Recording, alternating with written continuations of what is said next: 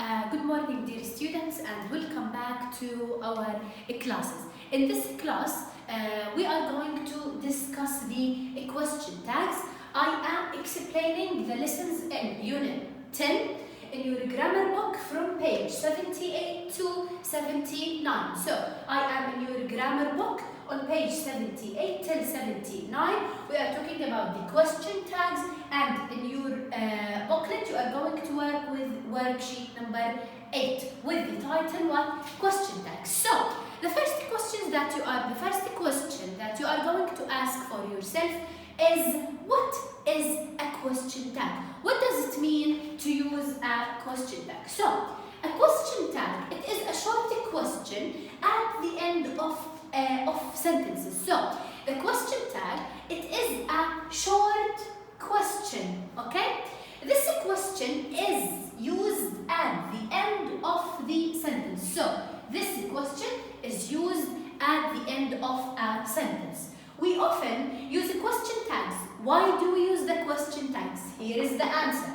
We often use the question tags to check that the person we are speaking to agrees. Agrees with what? With us. If it is okay, or if he is or she agrees with us, or to check that we are right. So, is the thing that we are saying is correct? Is it right? And to agree with us, to ask a person to agree with us. So, what is a question tag? It is a short question which is used at the end of the sentence.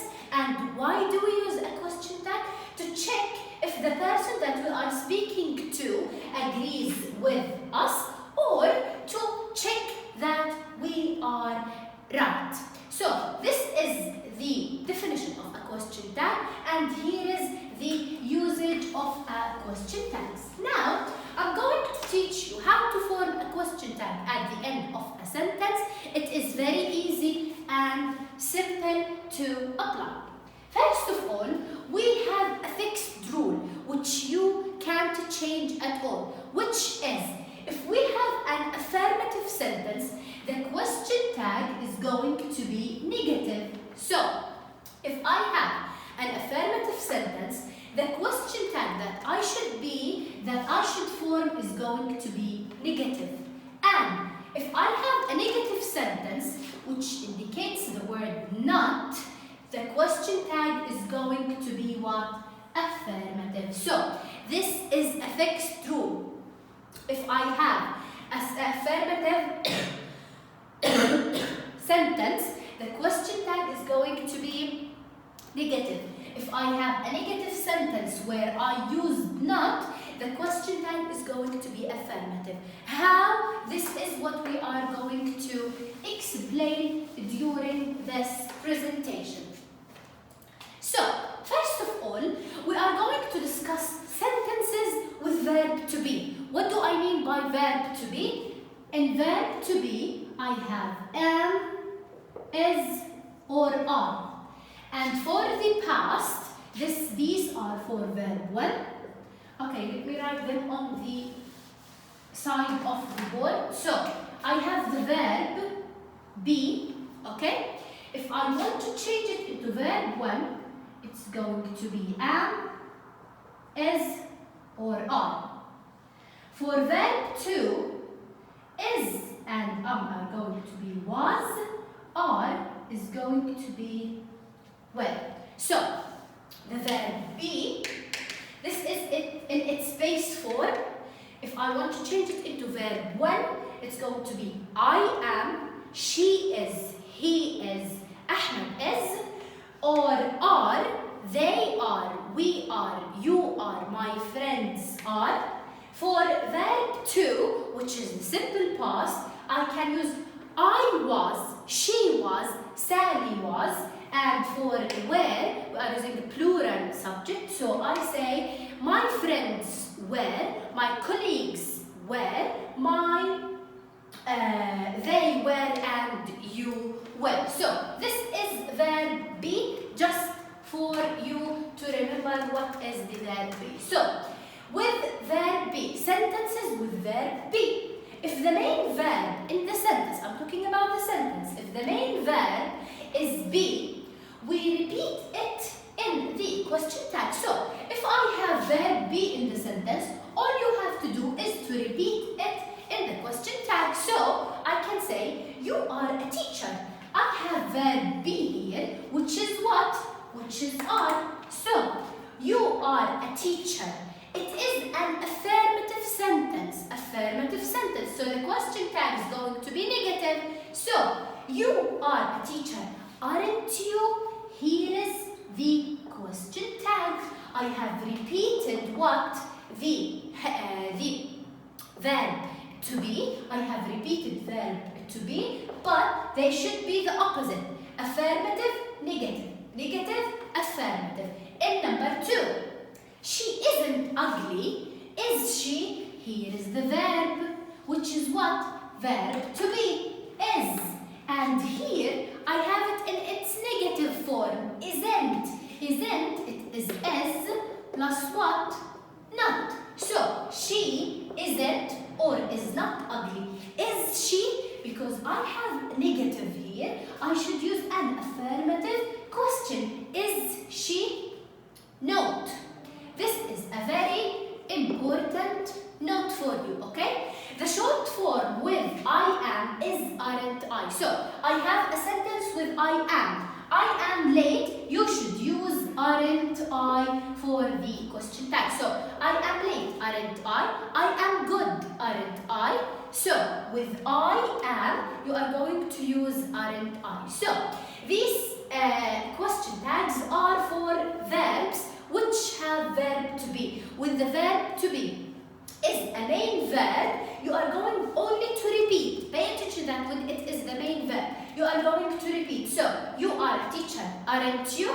Affirmative, negative, negative, affirmative. And with I am, you have to use aren't I. This is for the sentences that have verb to be. Now, we are going to move to the other type of sentences. We are going to talk about the sentences with the verb have to.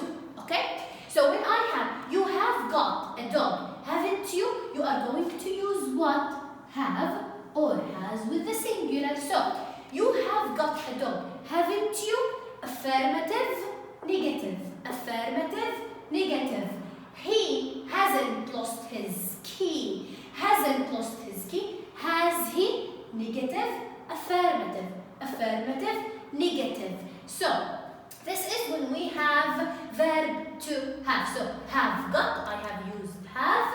Hasn't, I have used what? Has. They are the same, but affirmative, negative, affirmative, negative.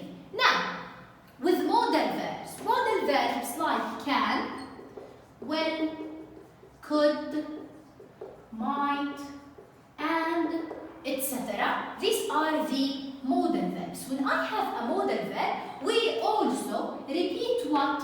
The modal verb. So let's take a look at these examples. They can drive. Can they? Here I have the verb can, which is what? A modal. So it is affirmative. So I'm going to use the negative. Can't they? Let's take a look at another example. You won't. Won't. It is a contraction of what? Excellent, my students. Will plus what? Plus not. So will plus not gives me won't. So you won't lie to me, will you? Because here I have will, I have used what? Will and it's affirmative. So here we have negative and here we have what? Affirmative. So when I have verb to have, I'm going to repeat the verb. If I have a modal in the sentence, I'm going to repeat what? The modal. Now, let's move to another type also of sentences. And pay attention that I am moving according to the fixed rule, which is when I have an affirmative sentence, I'm going to use negative question tag, and when I have a negative sentence, I'm going to use an affirmative question tag. Now, for this part, I want you to concentrate with me, okay?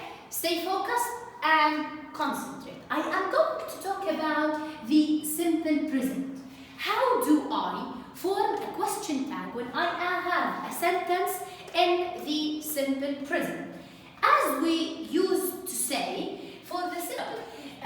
Now, dear students, we are going to discuss the sentences that come in the present simple and sentences in the simple past. First of all, we all know that it differs if we have a singular subject or if we have a plural subject in the simple past.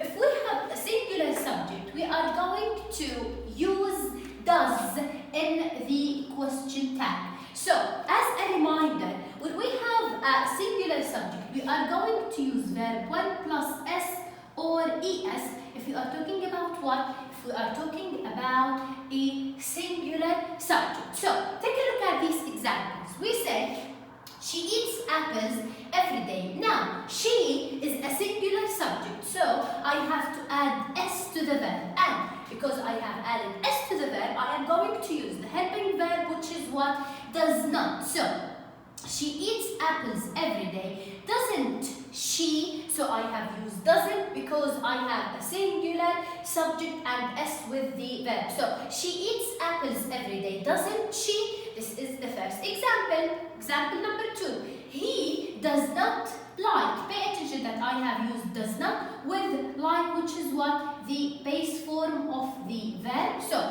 he does not like swimming. Does he? Here I have a negative sentence, so I'm going to use an affirmative question tag.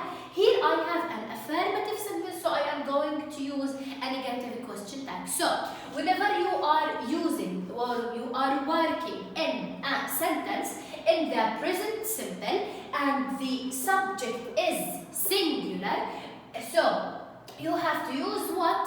Does.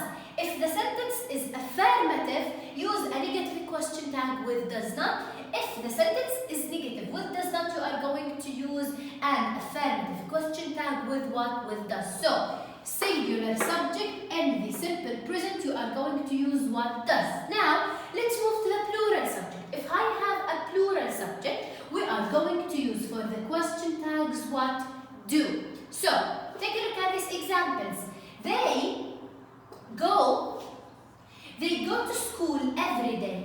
Don't they? Here I have an affirmative sentence, okay? So I'm going to use a negative question tag. And because I have plural and the sentence is what? In the simple present, I am going to use do. So don't they, and don't forget that we are using what? The same subjects. The same subjects. And number 2. Your friends, here is a plural subject, don't like busy places. So, your friends don't like busy places. Do they? I have a negative sentence, so I am going to use what? An affirmative question tag. So, if I am talking about the plural subject, use do. If I am talking about the singular subject, do what? Does. This is only in the simple present, while I am using verb what? Verb 1. Now, let's move to what? To the simple past. If I have a sentence in the simple past, which means that I am using verb 2, okay? Like watched, saw, swam, and so on. So, if I have a sentence in the simple past, I'm using verb 2, we are going to use for the question tag what? Did, okay? So let's take a look at the examples. They played tennis last week. I have verb 2, which is what? Play. So I'm going to use did. And because the sentence is affirmative, I am going to use a negative question tag. So they played tennis last week, didn't they? So affirmative, negative by using did because we have verb 2, which is what? The simple past. Number 2, Sally did not meet. I have used did not, so I'm going to know that I am talking about verb 2, which is the simple past. Sally did not meet her friends last month. Did she? So, because I have a negative question, I am going to use what? An affirmative question tag. So this is for the two tenses. The simple past, the simple present, and the simple past. For the simple present, you are going to use do for the plural and does for the singular when we are talking about the present simple. And you are going to use for the simple past, you are going to use did. And pay attention, if the sentence is affirmative, use a negative question tag. If the sentence is negative, use an affirmative question tag. For you. Don't forget to use a comma before that question tag. Always when you are writing a question tag in a sentence, the question tag should be preceded by a comma. Take a look at this example. They are happy. You should write a comma because I want to make a question tag. So they are happy, aren't they? And don't forget your question mark at the end of a question tag. So before the question tag you have to use a comma, and after a question tag you have to use a question mark. This is all for the question tags. And now I will leave you with the key answer for the exercises in your grammar book on page 97. Thank you.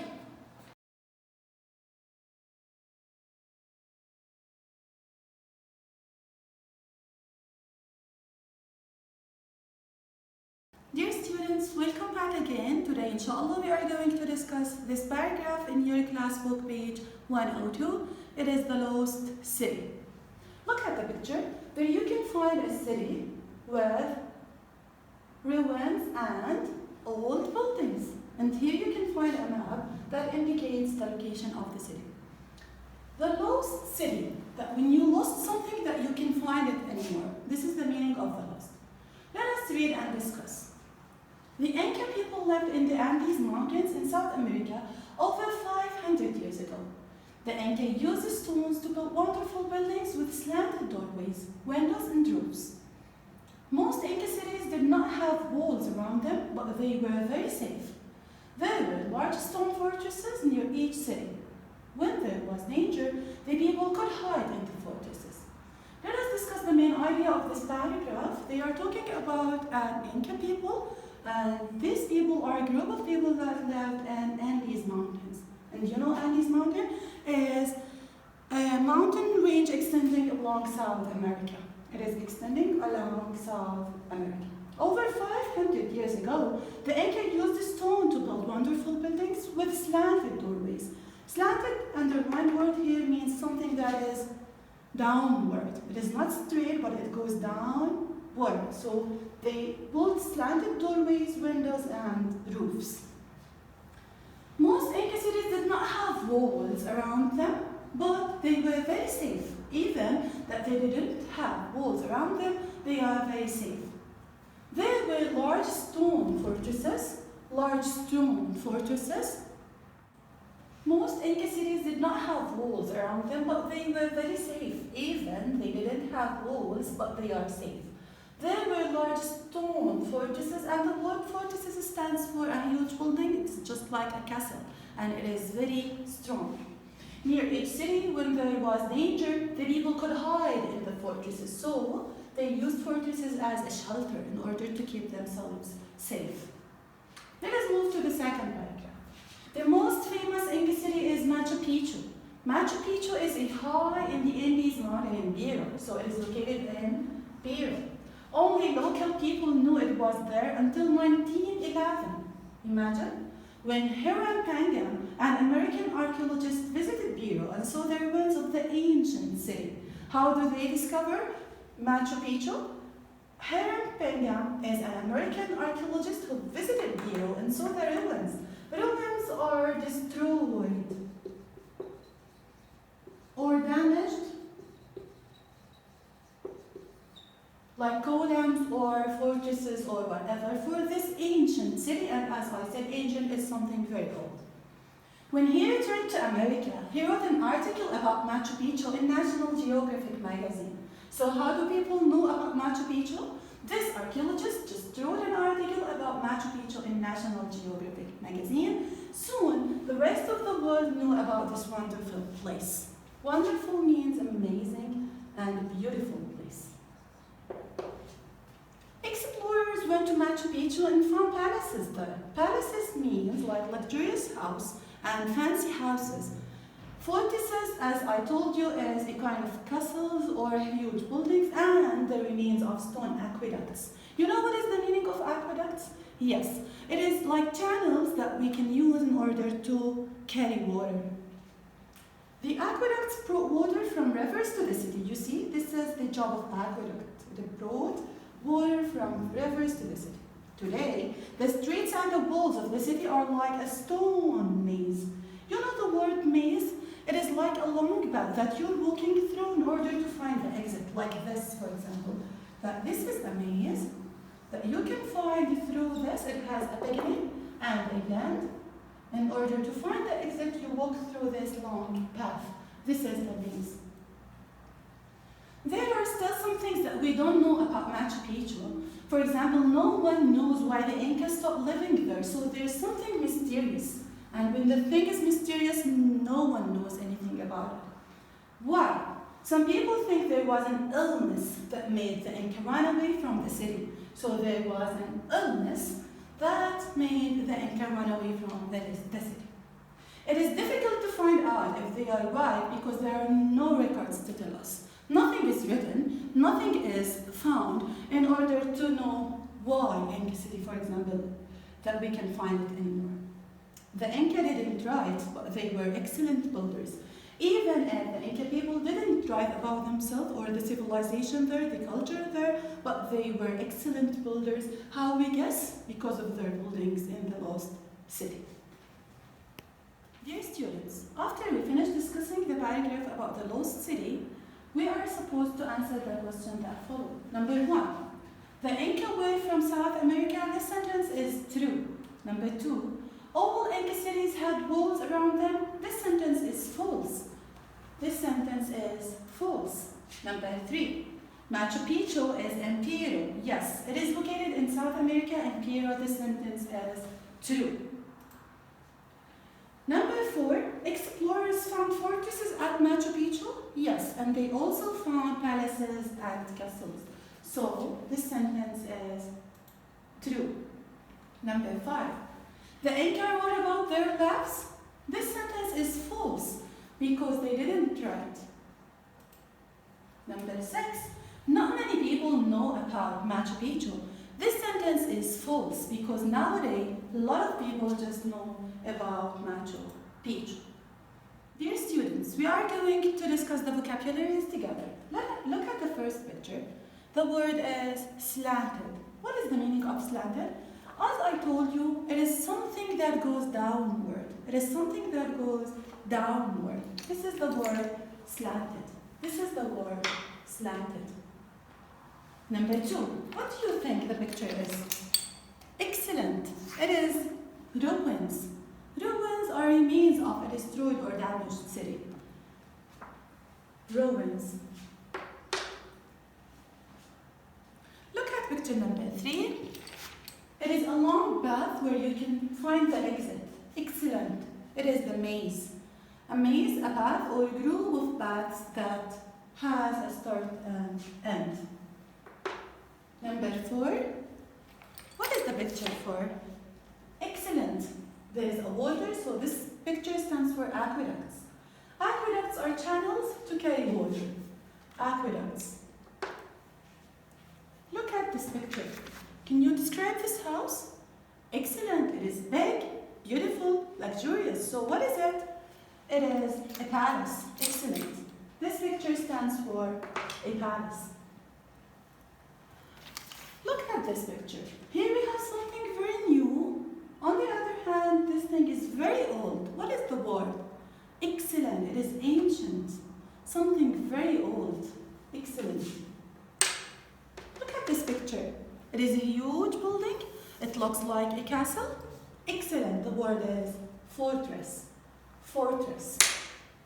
Finally, here we can find the man who explored new things. He's a researcher. What is the word explorer? Excellent. The word is explorer. Hope you come over these vocabularies easily. And regarding the listening, we are not going to answer it now, but at your home, try to answer the speaking. It is up to you to choose the answer. So, have you ever visited a museum either to answer yes or no? What did you see there? You have to write what you saw. What ancient places would you like to visit, like for example Machu Picchu, the pyramids, Stonehenge, the Great Wall, whatever? And the last question, the why? Because it looks well, beautiful, ancient, interesting. Please keep in mind that you have to do the homework. These two pages in your workbook, page 84 and 85. This is a homework to enjoy your vacation. Take care, keep safe, and I hope that we'll pack very soon. Thank you. Good morning, dear students. I hope you are all fine and welcome back to our classes. In this class, we are going to discuss the writing part in Unit 9 in your class book on page 104. So I am in your class book, page 104, and in your workbook, we are going to have a homework on page 90. So you have a homework in your workbook on page 90. Today, I am going to tell you how to make writing more interesting and how to write a text. Usually, when you are writing a text, you have to start the text with an introduction. Okay, so the first paragraph it is an introduction. Then I have the second paragraph, which is what? The body of the text, and at the end I have what? The conclusion. Okay? So, when you are writing a text, it should be divided into 3 paragraphs. The first paragraph is the introduction. You have to start. Then you have the body. The body usually has more details and more events or actions happening in the story if you are writing one. And at the end, you have the resolution or the conclusion of your subject. This is what you are going to write. You are going to write about an adventure that you made. For your informations, if you want to make your writing more interesting, if you want to make the text that you are writing more interesting, you want the reader to enjoy what you have written, we are going to explain the ways of making your writing more interesting. When your writing is more interesting, it means that the reader, when he is or she is reading your text, they are going to feel happy, they are going to read it all, they are going to feel excited and interested to finish the whole text. Now, the first point is ask a question. You can ask the one that he is reading your text a question. So, for example, have you ever wondered what life was like in ancient Rome? So, you are asking the readers a question. This will give a chance to make an interaction between you and the reader. Number 2, using the senses. What are the senses? Hear, see, smell, taste, and touch. You can say what you can describe. What did you see? What did you hear? The touch of the things. What did you touch? And the taste of the food, the taste of the sweets, of anything you tasted there, and also the smell. Maybe you can talk about the smell of the fresh baked bread, the smell of food, the smell of flowers, the smell of the sea. So, the first step is to ask questions, and the next one is using senses. Then, you have to use variety of adjectives, which means that you have to describe the things more. So, for example, but I imagine excited Romans sitting in the seats and watching a fantastic show. So you have to use more adjectives so the image for the reader is going to be clear. Describe people's thoughts and feelings. You have to describe the feelings, the thoughts of people. I felt scared because the room was did you feel, how the people felt, and so on. Using direct speech, come back soon, he said. If there is someone who is speaking to you or spoke to you, you can use a quotation marks for the direct speech. So these are the ways of making your writing what interesting. And as I told you, we have to start our text with an introduction, body, and a conclusion for the text. For writing more interesting, you can use these steps while you are writing the body of your text. Now, I'm going to move to your workbook, where I'm going to show you your homework. You have to write. Okay, I'm talking about this homework. So, what you are going to do is to write a visit, is to write about your visit, use your notes. So, what you are going to do in this homework, so you have a homework in your workbook, page 90, you are going to write about a visit that you have made to a country, a city in Jordan, or anything you have visited, and you have to describe. Don't forget to start with an introduction, body, and conclusion. Don't forget to describe people's feelings, thoughts, ask questions, use direct speech, describe how did you feel, use the senses, see, hear, smell, and taste. This is it for the piece of writing. Don't forget to do your homework in your workbook on page 90. Homework, you have to write about a visit that you have made. I hope that everything is clear for you, and I hope that you are all safe, and thank you.